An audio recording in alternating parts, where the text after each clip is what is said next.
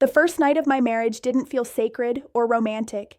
It felt quiet in a way that made my chest tighten, like something important was happening without anyone saying what it was supposed to mean.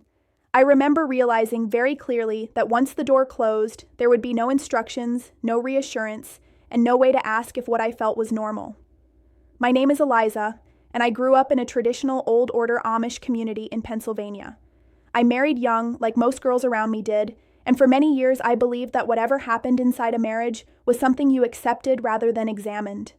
What I'm sharing now comes from memory, from lived moments, and from the space I gained after leaving that life behind. People often imagine Amish honeymoon nights as either painfully strict or strangely pure, as if they belong to some other world entirely.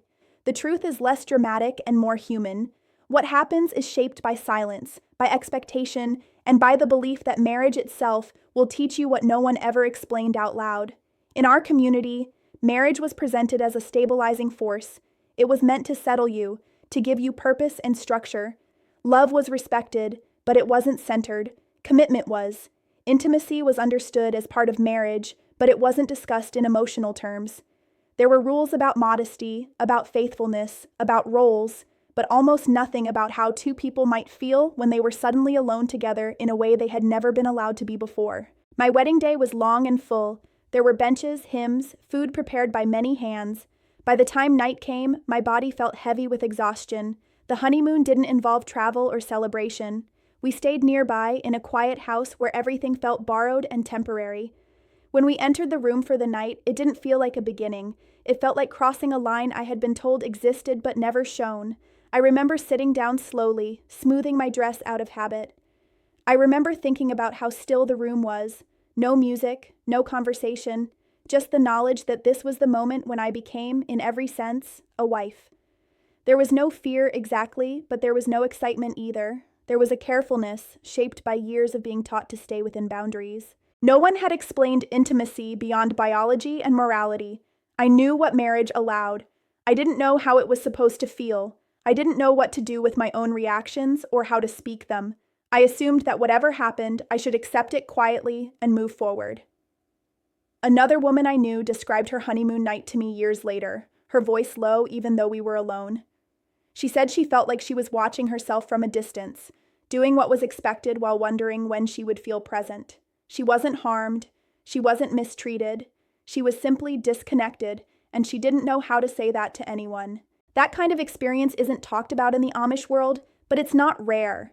Silence is a form of guidance there. If something isn't named, it's assumed to be manageable. Community pressure doesn't show up as commands on a honeymoon night.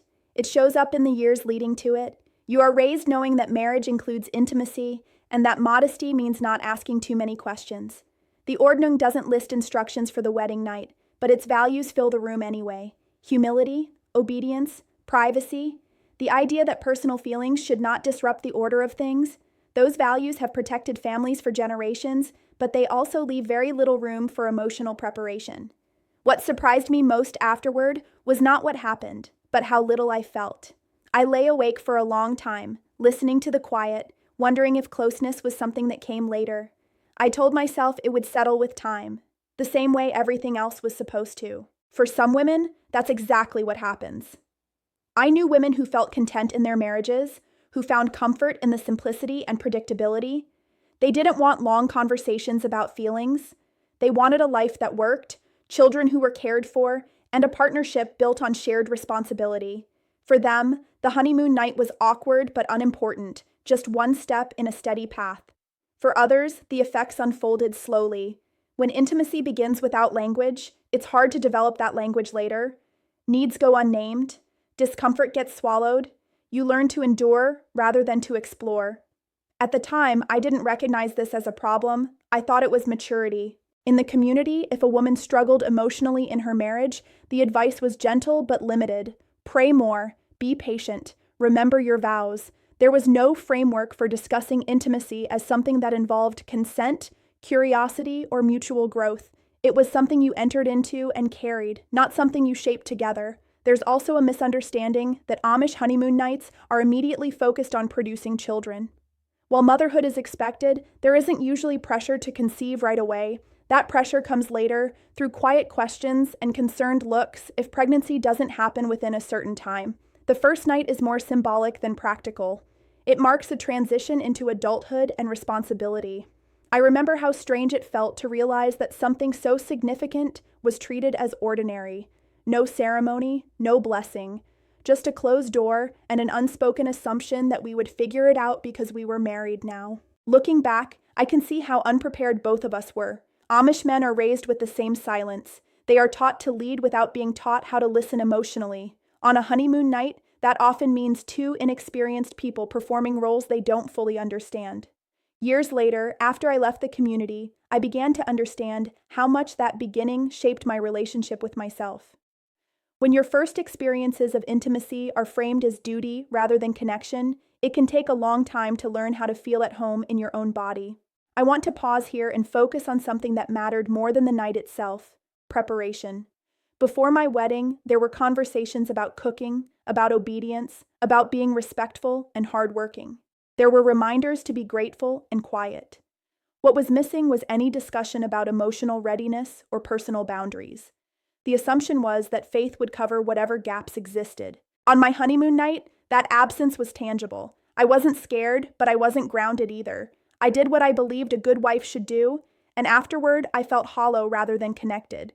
I told myself that closeness would grow with time, the way crops grow if you tend the soil. For some women, it does. For others, the soil was never prepared to begin with. Without language or permission to explore their own feelings, they carry that emptiness quietly. They don't complain, they don't rebel, they simply adjust. When I eventually stepped outside the Amish world, one of the most difficult adjustments was hearing people speak openly about intimacy. At first, it felt inappropriate, then it felt overwhelming, and then it felt like relief. I realized how much of my early marriage had been shaped by what I didn't know I was allowed to feel. I don't share this to paint Amish marriages as cold or harmful. Many are loving in their own way. Many women feel safe and fulfilled within that structure. I share it because the story is more nuanced than people think. What really happens on Amish honeymoon nights is not a secret ritual or a dramatic ordeal. It's a quiet moment filled with expectation and very little guidance. It's shaped by faith, tradition, and the belief that silence preserves purity. Whether that moment becomes a foundation or a fracture depends on the people involved and the emotional tools they were given beforehand. For me, it became a question that followed me for years, one I didn't know how to ask until I was finally far enough away to hear myself think. If you've ever stepped into an important moment feeling unprepared but unwilling to admit it, you might understand what I'm describing. Sometimes the most powerful experiences in our lives are the ones we don't have words for at the time. And sometimes telling the story later is the only way to make sense of how it shaped us.